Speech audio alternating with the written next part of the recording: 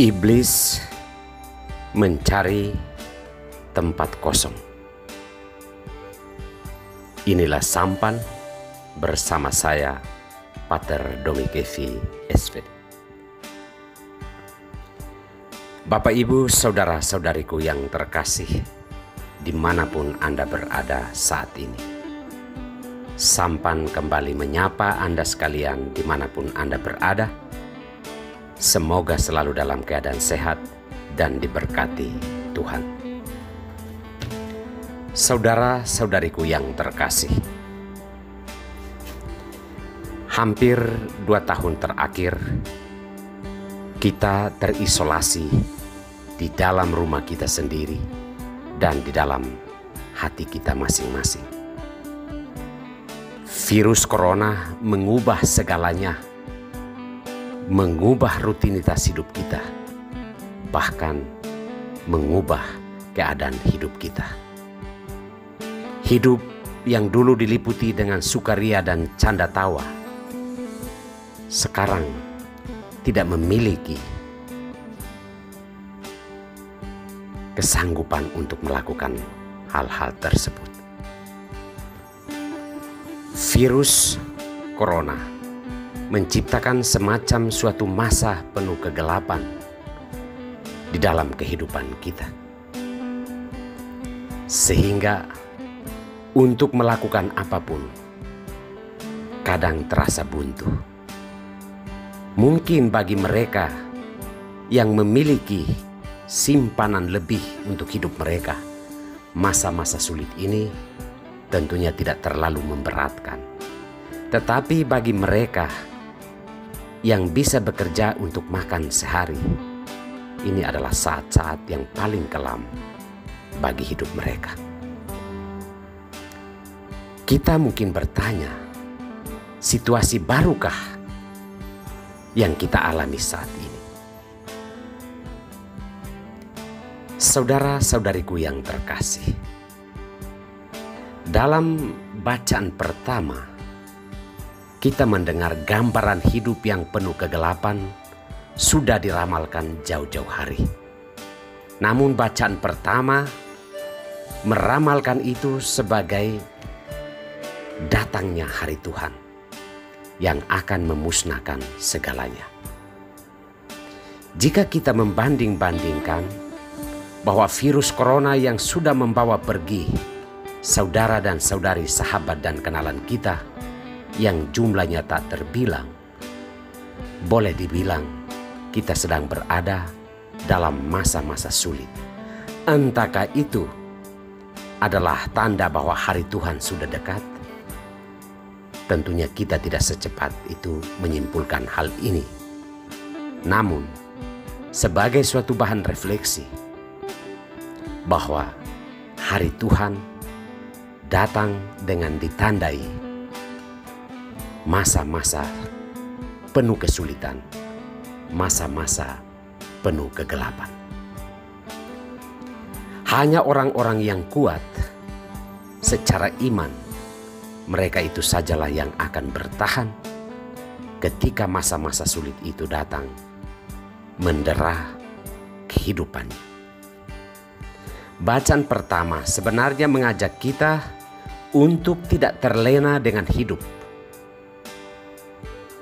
Ia mengajak kita supaya memberi arti dan makna kepada kehidupan yang sedang kita jalani apa adanya.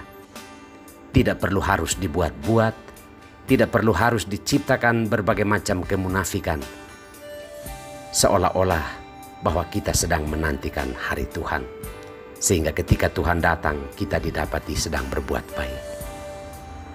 Kita diajak untuk menjalani kehidupan kita secara realistis, namun penuh tanggung jawab di hadapan Tuhan dan di hadapan sesama kita. Dalam bacaan Injil, Yesus setelah melakukan penyembuhan terhadap orang-orang sakit, ia dinilai melakukan tindakan itu sebagai tindakan kegelapan atau tindakan setan, atau dituduh menggunakan kuasa-kuasa kegelapan. Yesus mungkin kalau seperti kita manusia, mungkin tak habis berpikir, apakah setan itu melakukan kebaikan ataukah setan itu melakukan kejahatan. Sementara apa yang dilakukan Yesus adalah sungguh-sungguh membantu dan menolong orang yang memang benar-benar sangat membutuhkan, terutama mereka yang sakit dan mereka yang terasing dalam kehidupannya. Menjawab hal ini, Yesus mengatakan bahwa tidak mungkin setan melawan dirinya sendiri. Jika Yesus menggunakan kuasa-kuasa kegelapan untuk melakukan hal-hal baik, maka dengan kuasa apakah setan itu akan melakukan hal tersebut? Yesus mau mengingatkan mereka yang anti terhadap dirinya, dan juga mungkin mau mengingatkan kita sekalian bahwa hendaknya kita tahu membedakan yang baik yang mana dan yang jahat yang mana. Ia mengatakan bahwa siapa yang mengumpulkan bersama dirinya termasuk di dalam dirinya. Tetapi siapa yang memecah belah dan melakukan kejahatan, ia melakukan sesuatu yang berada di luar kehendak Tuhan atau kehendak Yesus. Dalam pernyataan ini, Yesus mengingatkan bahwa setan itu selalu mencari tempat yang hampa atau tempat yang kosong untuk menguasai tempat yang hampa tersebut. Nah, jika batin dan hati kita manusia yang merupakan tempat kediaman Allah itu hampa, kosong, tidak diisi oleh Tuhan, maka kita pun bisa ada dalam hal yang sama. Apa yang baik bisa kita lihat salah, dan apa yang benar bisa kita lihat salah, lalu apa yang jahat bisa kita benarkan.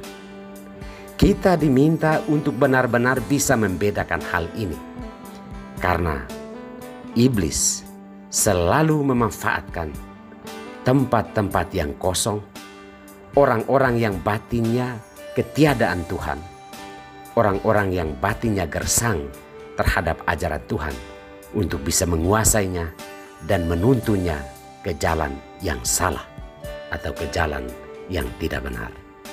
Saudara-saudariku terkasih, setan atau iblis selalu mencari tempat yang hampa. Semoga kita selalu mengisi kehidupan kita dengan kehidupan doa yang baik, kehidupan rohani yang baik, agar setan tidak mendapat tempat di dalam diri kita dan menghancurkan diri kita sendiri. Tuhan memberkati kita semua.